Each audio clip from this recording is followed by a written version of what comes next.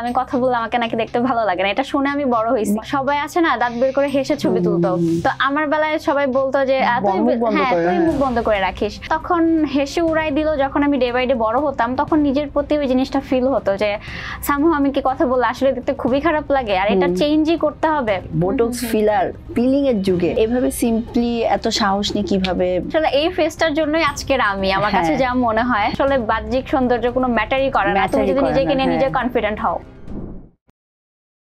Hello everyone, আসসালামু আলাইকুম। আমি রিদি চলে আসলাম আমার শো ফেস কার্ডের আরেকটি নতুন এপিসোড নিয়ে। আশা করি আপনারা সবাই খুব ভালো আছেন। অ্যান্ড আজকে আমার সাথে আমি স্টুডিওতে আড্ডা দিতে এসেছে বাংলাদেশের একজন beauty pageant, Miss International, Peace International. ওর নাম হচ্ছে মোহনা, বাট তোমার পুরো নাম কি? আমার পুরো নাম নীলিমা হাসান মোহনা। নীলিমা হাসান মোহনা। সো সবাই তোমাকে মোহনা নামেই জানে? আমাকে বেসিক্যালি সবাই দুইটা নামেই চেনে, মানে নীলিমাও জানে, মোহনাও জানে। সো ইন্ডাস্ট্রিতে কি মানে এই পিস যে কম্পিটিশনটা হলো মিস পিস ইন্টারন্যাশনাল, হ্যাঁ, এটা দিয়ে আসা নাকি এর আগেও কাজ করতাম? আমার আগেও কাজ করতাম। আমার আশা 2023 সালের নভেম্বর মাসে বাংলাদেশ ট্যুরিজম বিউটির আয়োজনে একটি কম্পিটিশন করা হয়েছিল, বাংলাদেশ ট্যুরিজম বিউটি। তো সেইটাতে আমি বেসিক্যালি একটি টাইটেল হোল্ডার ছিলাম। ওইটাতে আমি মিস ওশান বাংলাদেশের উইনার ছিলাম। আচ্ছা। সো সেই হিসেবে আমার এই বছরই আগস্টে ইন্ডিয়াতে যাওয়ার কথা ছিল পার্টিসিপেট করার জন্য। আচ্ছা, কিন্তু তার আগে হ্যাঁ আবার এই কম্পিটিশনটা করার পর বেসিক্যালি এখন একটু স্টপ। এখন আর কেন স্টপ? কেন স্টপ বলতে যখন আমরা কোন একটা পেজেন্টে উইনার হই বেসিক্যালি 1 বছরের জন্য কন্ট্রাক্ট থাকে তাদের জন্যই, তখন আমরা শুধু তাদেরই মানে কুইন থাকি। আচ্ছা, তাদের কুইন হলে ওরা তোমাকে কি কি সার্ভিস দিচ্ছে, মানে লাইক তুমি যে অফ করে রাখছো, সো এটাতে কি কোনো তোমার উপকার হচ্ছে? বেসিক্যালি পেজেন্ট কম্পিটিশন যেরকম আমরা সবাই আসলে মনে করি এটা হয়তো বা মডেলিং এর সাথে কোনোভাবে কানেক্টেড, বাট একদমই না, একদমই ডিফারেন্ট। আমাদের মেইন মোটোটাই থাকে আমরা হচ্ছে সামাজিক বিভিন্ন কর্মকাণ্ডে নিজেকে যুক্ত করা এবং বিভিন্ন ধরনের যে কাজকর্মগুলো আছে সামাজিকের বা এর আভ্যন্তরীণ যে কাজগুলো, সেই কাজগুলোতেই দেখা যায় নিজেকে আরো বেশি ডেভেলপ করা। তো সেই কাজগুলোতেই বিভিন্ন সেক্টরের সাথে কাজ করছি, বিভিন্ন অর্গানাইজেশনের সাথে আছি।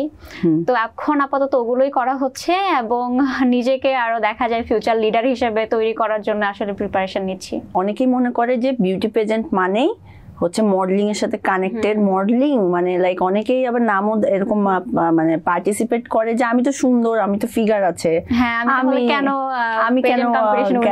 উইনার হতে পারলাম না, বা আমি তো দেখতে সুন্দর, আমি এমনিতেই টপ 10 এ চলে আসবো। সো তুমি কি আমাদেরকে একটু এটা ডিফারেন্সটা বলবা, এটা মানে পেজেন্ট এন্ড মডেলিং দুটা যে মানে দুটার পার্থক্যটা কোথায়? আমার কাছে মনে হয় পেজেন্ট একটা বিষয়, মডেলিং আরেকটা বিষয়, দুইটা আলাদা ভিন্ন ভিন্ন একটা সেক্টর। আমার কাছে মনে হয় যে যদি কারো গোল থাকে যে আমি মিডিয়াতে কাজ করব, আমি নায়িকা হব বা যে কোনো ধরনের কাজ সে করতে চায়, তাহলে অফকোর্স তার জন্য মডেলিং, সেই জায়গাতে তার গ্রুমিং সেশনগুলো একদমই ডিফারেন্ট। এবং আমরা যারা পেজেন্টের জন্য নিজেকে প্রিপেয়ার করি সেইখানে আমাদের গ্রুমিং সেশনগুলো একদমই ডিফারেন্ট। ওকে, এইখানে আমাদেরকে অ্যাকচুয়ালি লিডার হিসেবে তৈরি করা হয়, কিভাবে আমরা কথা বলবো, কিভাবে আমরা আদার্স কুইন যারা থাকবে কিংবা আমরা যখন একটা স্টেজে গিয়ে কথা বলবো তখন যারা আমরা মানুষকে ইন্সপায়ার করতে পারি, তার নিজের ভিতরে যে ভীতি বা হচ্ছে তার নিজের ভিতরের যে আত্মবিশ্বাসহীনতায় তারা ভোগে, এটা যেন তারা দূর হতে পারে এবং তারা যেন সামাজিক বিভিন্ন কর্মকাণ্ডে নিজেকে যুক্ত করতে পারে, এটাই আমাদের মূল লক্ষ্য থাকে। একদমই মডেলিং এর সাথে ওইরকম কোনো কিছু থাকে না। কিন্তু অফকোর্স আমরা যখন একটা স্টেজে দাঁড়াবো অবশ্যই আমাদের প্রেজেন্টেবল ওয়েতেই দাঁড়াতে হবে। তো এই জন্য বেসিক্যালি আমাদের একদম প্রপার সবকিছুরই গ্রুমিং করানো হয়, কিভাবে আমরা কথা বলবো, কিভাবে আমাদের ফ্যাশন সেন্স হবে, আমাদের মেকআপ থেকে শুরু করে সবকিছুই আমাদের সেইখানে শেখানো হয়। কিন্তু একদমই মডেলিং সেক্টরের জন্য সেটা শেখানো হয় না, শুধুমাত্র আমাদের ব্যক্তিত্বকে আরো ভালোভাবে প্রকাশ করার জন্যই শেখানো হয়। তো ছোটবেলাটা মানে কিরকম ছিল, মানে লাইক তোমার ইন্ডাস্ট্রিতে আসার কোনো ইচ্ছা ছিল না, মানে জাস্ট ডিফারেন্ট একটা নরমাল একটা লাইফস্টাইলে ছিল তুমি? হ্যাঁ, আমার ফ্যামিলির ব্যাকগ্রাউন্ড বলতে গেলে আমার বাবা মিউজিক টিচার, তো সেক্ষেত্রে আমি ঢাকাতে বড় হইছো? হ্যাঁ, আমার বড় হয়েছি ঢাকাতে না, গাজীপুরে, ঢাকার পাশে। হ্যাঁ, তো আমার ফ্যামিলিতে সবসময় গান বাজনা এর মধ্যে আমাদের বড় হওয়া, মানে একদম সঙ্গীত মনা ফ্যামিলি আমাদের, সবাই খুব হাসি খুশি। আমি পারি বলতে টুকটাক চেষ্টা করি, ওরকম ভাবে পারি না, এখনো শিখছি। তো সেই জায়গা থেকে ফ্যামিলি সবসময় সাপোর্টিভ। আমি ছোটবেলা একদমই চুপচাপ ছিলাম, শান্তশিষ্ট, একদম পড়াশোনা নিয়ে খুবই সিরিয়াস, তো ওরকম ছিলাম। কিন্তু বাবা মা সবসময় আমাকে পুশ আপ করতো যে এটা করতে হবে, এই কম্পিটিশন করতে হবে, যেন মানে আমার ভেতরের এই ভয়টা দূর হয়। আমি খুব ভয় পেতাম। মানে ফর হোয়াট ভয় পেতাম? কারণ আমার মনে হতো আমি যে কারোর সামনে দাঁড়ায় কথা বলবো, আমি কথা বললে আমাকে নাকি দেখতে ভালো লাগে না। এটা শুনে আমি বড় হয়েছি। মানে এটা শুনে, এটা কত বছর বয়স থেকে শুরু হয়েছে যে তুমি এটা আমার ক্লাস 6-7 থেকে, মানে যখন মোটামুটি সবাই নিজেকে নিয়ে একটু কনসিয়াস হয় যে হ্যাঁ আমি হচ্ছে একটু সুন্দর, বা যখন আমাদের মধ্যে এই জিনিসটা আসে, আমাদের ওই বয়সন্ধি কালের ওই বেড়ে ওঠার ওই সময়টাতে আমি যখন শুনতাম যে কেন কারা বলতো, যে আমার নিজের স্কুলের ফ্রেন্ডরাই বলতো, কারণ আমি ডিবেট আমি ডিবেটার ছিলাম। তো সেই ক্ষেত্রে ভালো স্টুডেন্ট ছিলাম, আমি আমার স্কুলের টপার ছিলাম। তো সেই ক্ষেত্রে একদম আমার মা তখন আমার স্কুলের টিচার ছিল, আমার মা এখন জব করে, জব হোল্ডার। তো সেই ক্ষেত্রে দেখা গেছে একদম মানে পড়াশোনা নিয়ে স্ট্রিট ফ্যামিলি, কিন্তু শুধুমাত্র পড়াশোনাই করতে হবে আমার ফ্যামিলি একদমই এরকম না। পড়াশোনার পাশাপাশি যত রকমের এক্সট্রা কারিকুলাম অ্যাক্টিভিটিস আছে সবকিছুই আমার করতে হয়েছে। তো সেক্ষেত্রে একদম সবকিছুই করেই আমি বড় হয়েছি। যদিও আমি কখনোই কোনো স্কুলের স্পোর্টসে জীবনেও আমি জিতি নাই, কিন্তু তবুও আমাকে দিতে হতো ডিবেট কম্পিটিশন। কিন্তু ডিবেটে সবসময় উইনার, কিংবা যে কোনো সায়েন্স কম্পিটিশন বা যে কোনো স্মৃতি পরীক্ষা এগুলোতে সবসময় ফার্স্ট। কিন্তু জীবনে আমি কোনোদিন দৌড় খেলা বা কোনো ধরনের আদার্স যে গেমস গুলো থাকে ওগুলোতে আমি কখনোই জিততাম না, কিন্তু সবসময় পার্টিসিপেট করতাম। পার্টিসিপেট করেও কেন যেন সবসময় মজা লাগতো যে আচ্ছা ঠিক আছে। তো এই জায়গা থেকে ফ্যামিলি থেকে সবসময় ইন্সপায়ার হইতাম। বাবা মা সবসময় বলতো যে না এটা করো, এটা করলে অ্যাটলিস্ট তুমি এই জায়গা থেকে কিছু না কিছু শিখতে পারবা। তো টিচারদের অনুপ্রেরণায় বেসিক্যালি আমার ডিবেটে যাওয়া। আমার যারা ম্যাম ছিলেন স্কুলের, তো একবার এরকম হয়েছে যে মেয়েটার আসলে ডিবেটে যাওয়ার কথা ছিল, সে অসুস্থ ছিল। তো তার জায়গাটায় তখন ম্যামের মনে হয়েছে আমি কথা বলতে পারবো, কিন্তু তখন আমার মনে হয়েছে যে না আমি পারবো না। বাট ম্যামের খুব বিশ্বাস ছিল যে না তুমি পারবা, কারণ তুমি এত সুন্দর কথা বলো, তো তোমার কিসের এত ভয়, একবার স্টেজে দাঁড়ায় দেখো। তো সেই জায়গা থেকে একবার দাঁড়ালাম। তো যে বছর প্রথমবার দাঁড়িয়েছিলাম সেই বছর আমি শ্রেষ্ঠ বক্তার পুরস্কার পেয়েছিলাম।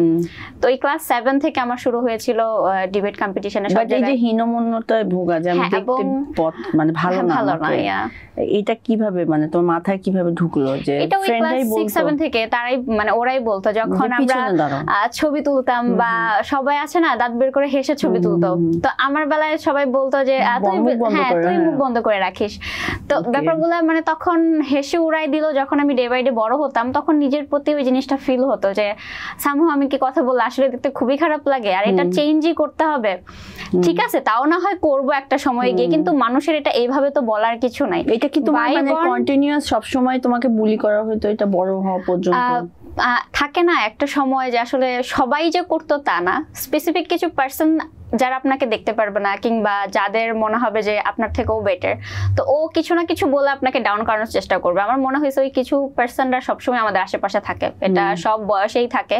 তো ওই বয়সটা তো আমার ছিল, কিন্তু ওই বয়সটাতে আমার তখন নিজেকে ওইভাবে বুঝাইতে পারতাম না। এখন যেরকম কোনো কিছু এত বেশি গায়ে লাগে না। সময় টিনেজে কোনো পছন্দের কেউ ছিল না, মানে ওইটা খারাপ লাগতো না যে আমি কাউকে পছন্দ করি, বাট আমি মানে ওইটা একটা মানে কনফিডেন্স লো লাগতো যে আমি তো দেখতে সুন্দর না, আমাকে কি অ্যাকসেপ্ট করবে কিনা এরকম লাগতো। না এরকম কিছু হয় নাই কখনোই।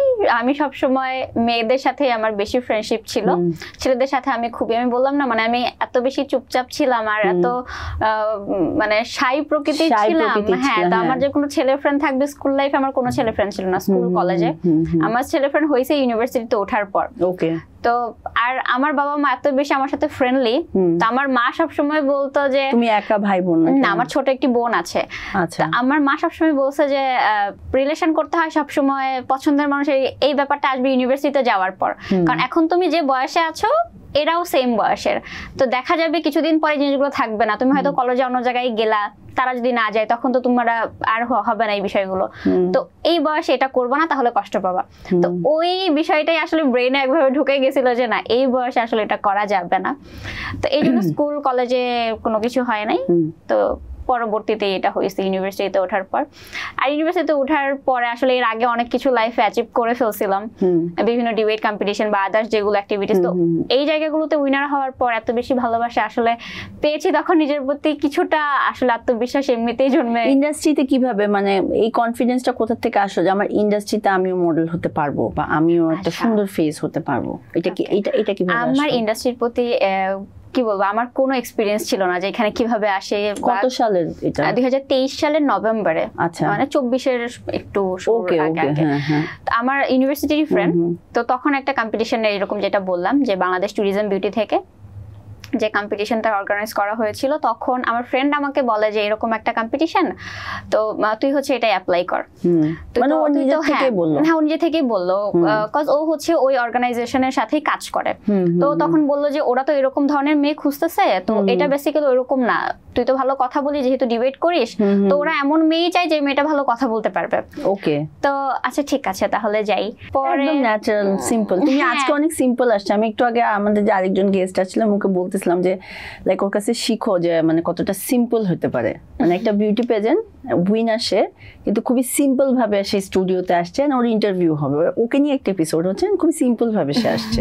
হ্যাঁ, তো তারপরে আসলে অ্যাপ্লাই করা, এবং তখনও আমার কোনো ধরনের বুঝতেই ছিলাম না যে আসলে এটা কেমন কম্পিটিশন বা কি হয় না হয়।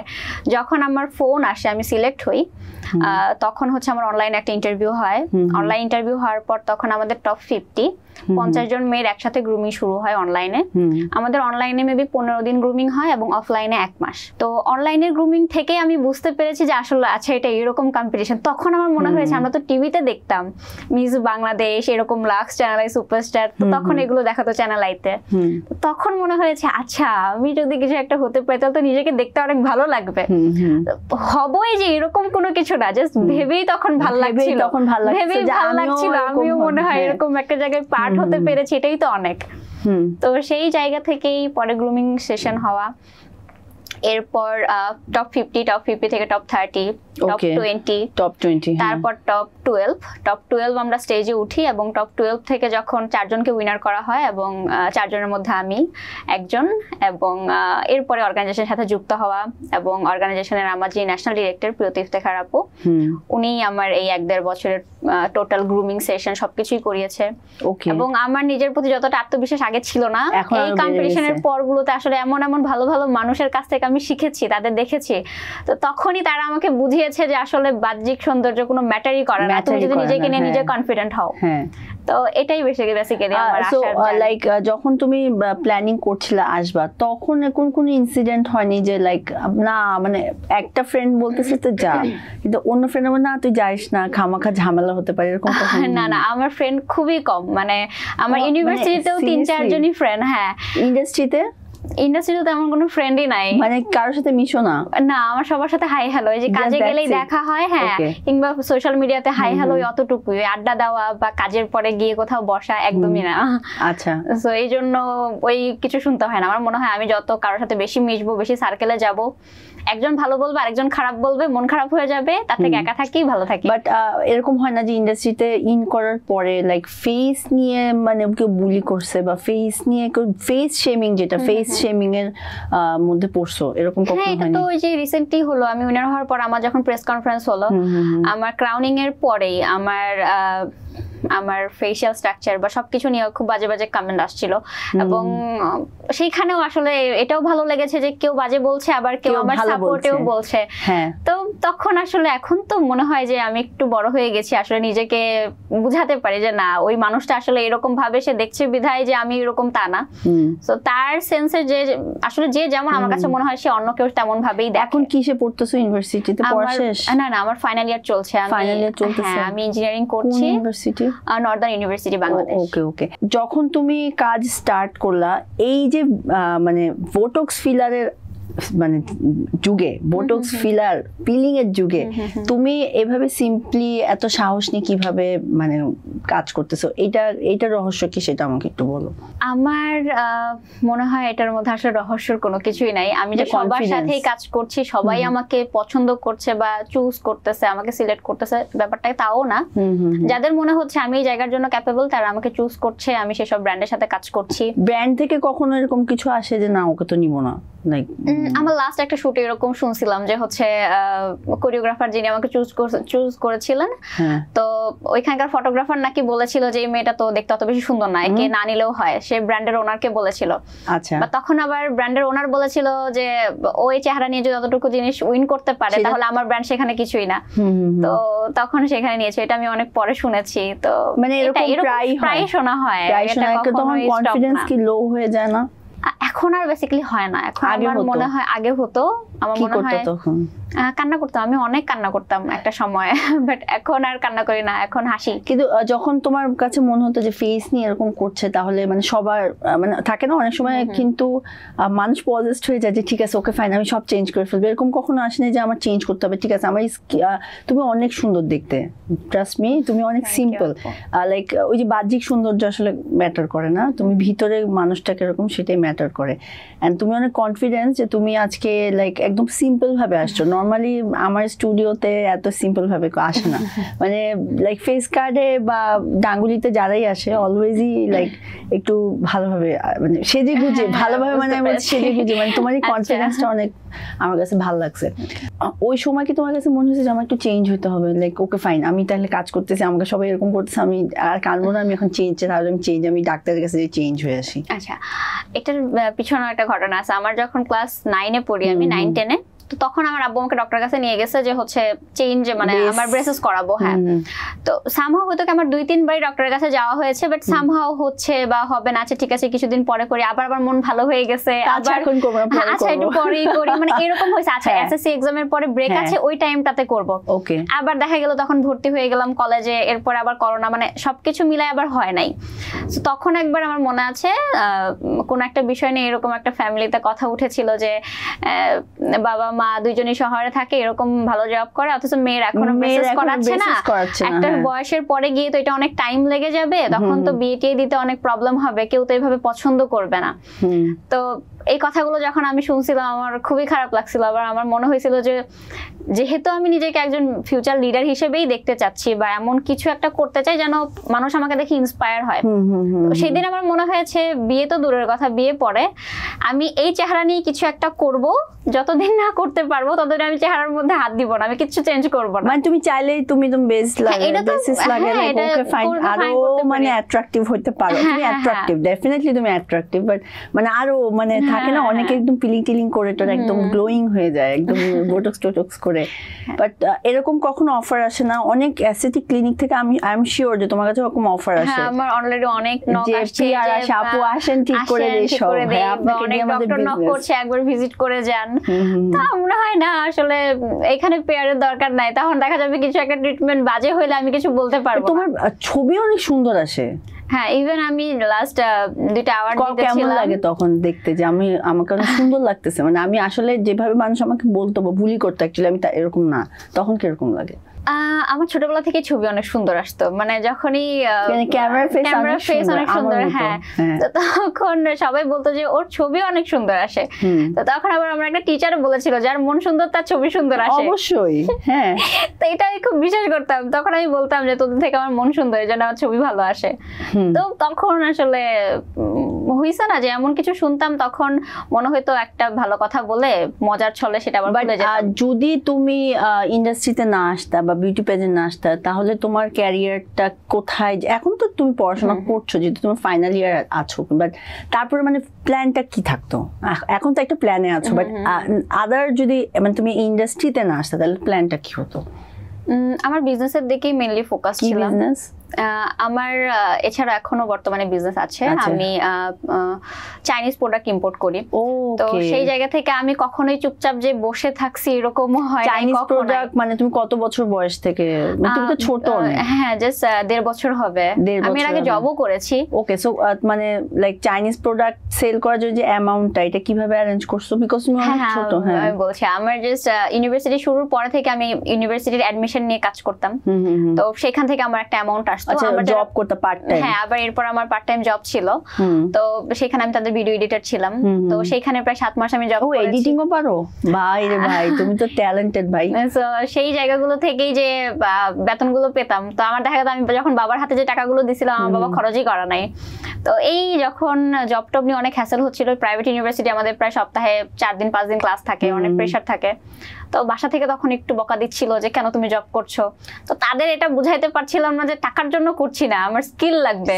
কারণ রেজাল্ট যতই ভালো হোক, দিন শেষে গিয়ে তারা আমাকে ভালো টাকা অফার করবে না। তো এই জন্য আমি হ্যাঁ, তো তখন মনে হয়েছে আচ্ছা ফ্যামিলি বাসা থেকে তো জব করতে দিচ্ছে না, এবং আমি নিজেও অনেক একটু শরীরের প্রতি একটু প্রেশার হয়ে যাচ্ছে, তো কি করা দরকার। তখন সামহাও আমার ফ্রেন্ড, আমার কলেজেরই বান্ধবী, ও আবার চায়নাতে পড়াশোনা করতেছে, তো ওর সাথে তখন প্ল্যানিং করে বিজনেসের প্ল্যানটা হয়, এবং এখন সেটাই করছি, এবং আমার আন্ডারে এখন 3 জন মেয়ে কাজ করছে। ওয়াও, তাহলে তোমার বিজনেস স্টার্ট করছো কত? সরি অ্যামাউন্টটা জিজ্ঞেস করতেছি আমি।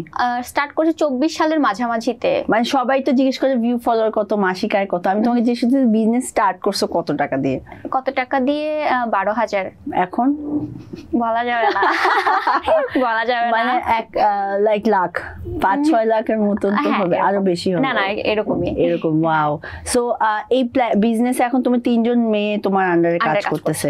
ওকে, সো আরো কি বিজনেসটাকে বাড়ানোর প্ল্যানিং আছে? হ্যাঁ, এখন আছে না, যখন বিভিন্ন সেক্টরের সাথে যুক্ত হই তখন মনে হয় ব্রেন খুলে যায়, তখন মনে হয় এইটা করা যাবে, এইটা করা। তো এখন মাথায় অনেক কিছুই আসে যে ইন্ডাস্ট্রিতে আছো, তোমার কোনো ফিউচার প্ল্যান নেই যে আমি বিদেশ যেতে চাই বা আমি ফ্যাশন মডেল হয়ে কিছু করার ইচ্ছা নেই? অবশ্যই ইচ্ছা আছে এখন, কারণ এখন অনেক ভালো ভালো কথা শুনছি যে মডেলিং ফেসের জন্য তারা যেরকম স্ট্রাকচার খুঁজে, আমার ফেসের মধ্যে এরকম স্ট্রাকচার আছে, এবং সেজন্য তারাও অনেক ইন্সপায়ার করে যে হ্যাঁ আপু আসেন। বাট আমার মনে হয় যে আসলে পড়াশোনার যে প্রেশারটা, এটা আমার এই বছর একটু শেষ হয়ে যাবে, এরপর আমি হ্যাঁ গ্রুমিংটা নেব। আচ্ছা, এন্ড তারপরে আসলে কাজটা স্টার্ট করব। ফেস চেঞ্জ করার কোনো ইচ্ছা আছে? বাট আমি চাই তুমি এরকমই থাকো। বা তোমার কি কোনো প্ল্যানিং আছে যে না আমি আমার দাঁতে একটা ব্রেস পরে আমি ডিফারেন্ট হয়ে যাব, তখন তুমি এই ফেসকে অনেক মিস করবা? হ্যাঁ, আসলে এই ফেসটার জন্যই আজকের আমি, আমার কাছে যা মনে হয়।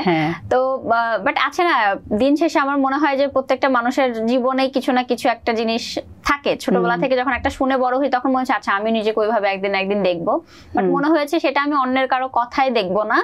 আমার যখন নিজের মনে হবে যে হ্যাঁ আমার এখন নিজের জন্য এটা করা দরকার, আমার ভবিষ্যতের জন্য বা আমার ক্যারিয়ারের জন্য, তখন অবশ্যই আমার মনে হয় তার এটা করা উচিত। কিন্তু কখনোই কারো কথায় ইনফ্লুয়েন্স হয়ে কিছু আমার মনে হয় করা উচিত না। এখন আর ডিবেট কম্পিটিশন এখন ইউনিভার্সিটিতে ওঠার পরও করা হয়েছে, এখন আর করা হচ্ছে না। ডিবেট হ্যাঁ খুব মিস করি। আমার মনে আছে কলেজ লাইফে যখন আমার ডিবেটের এগুলো থাকতো, রেকর্ডিং গুলো থাকতো বিটিভিতে বা ITN বাংলাতে, এই টিচারদের সাথে করে পাঠাতো ঢাকাতে, তাদের সাথে থাকা, একসাথে ক্যাম্পিং গুলো করা, খুবই ভালো সময় কাটছে আমার। আচ্ছা, নাটক মুভির অফার আসে?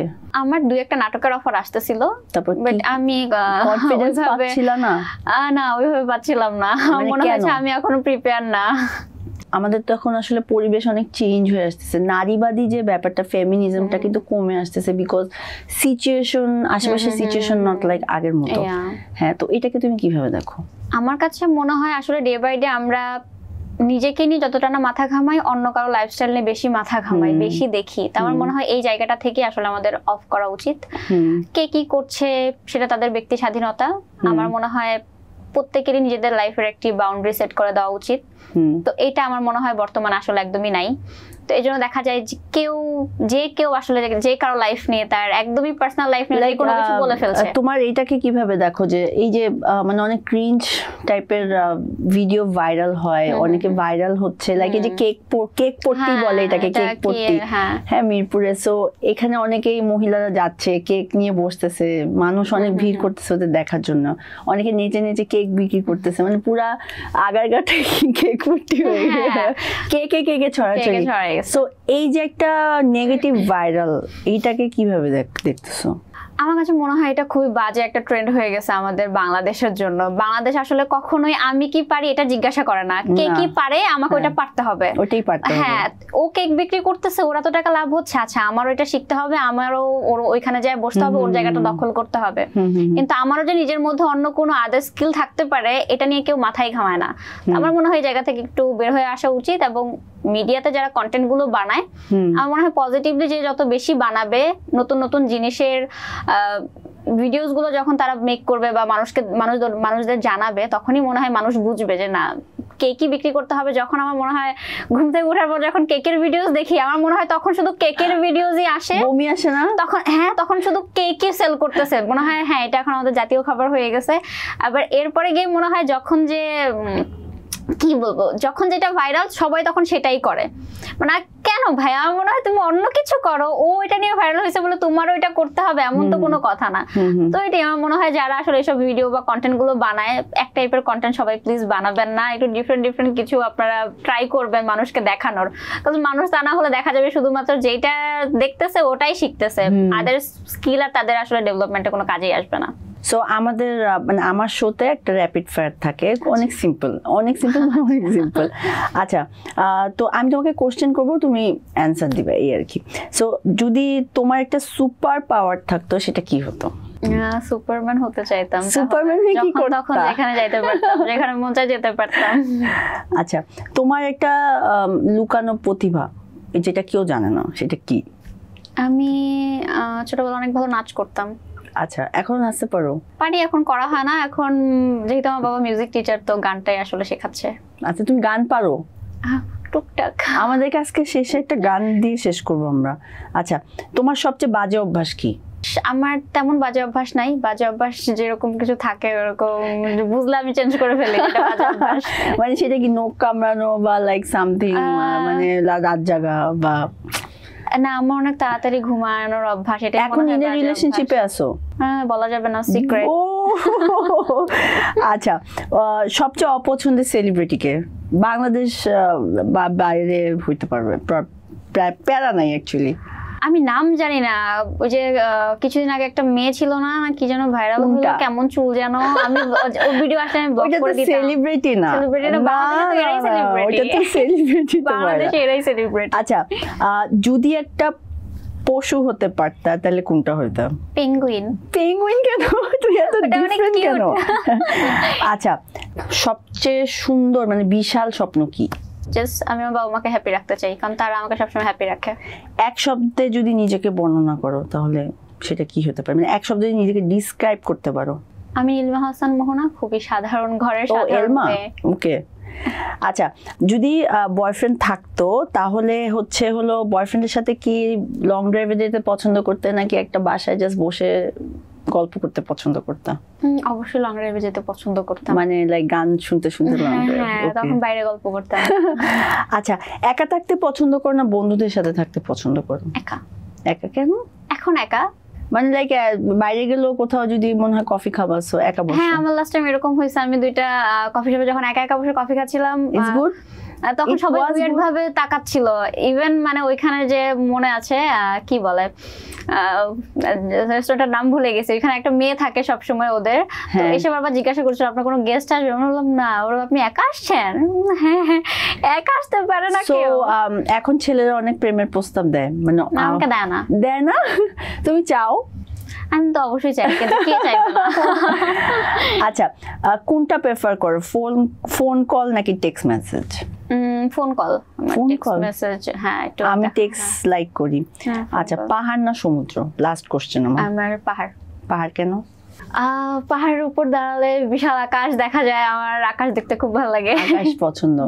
ওকে, থ্যাংক ইউ মোহনা, আজকে সময় দিছো। তুমি অনেক কনফিউজ ছিলাম আমার শো নিয়ে যে আপু কি করবে, তারপর অনেক কনভিন্স করে তোমাকে আমার আনা আছে, তুমি আসো, অনেক ভালো হবে। So thank you so much, তুমি সময় দিছো। সো ইনশাল্লাহ আমাদের কোনো কাজে দেখা হয়ে যাবে ইনশাল্লাহ। আপু থ্যাংক ইউ সো মাচ আমাকে ইনভাইট করার জন্য, ইনশাল্লাহ আবার দেখা হবে ইনশাল্লাহ। সো আজকে আসলে আমার এপিসোডটা অনেক ইন্টারেস্টিং ছিল, বিকজ ও যখন আসছে আমার সেটে, আজকে এত সিম্পল আমার সেটে কখনোই কেউ আসে না। সো এরকম আরো ইন্টারেস্টিং এপিসোড নিয়ে আমি চলে আসবো আপনাদের সাথে। ততদিন ভালো থাকুন, সেফ থাকুন এবং অবশ্যই আমার শো ফেস কার্ডের সাথেই থাকুন। থ্যাংক ইউ সো মাচ, আল্লাহ হাফিজ।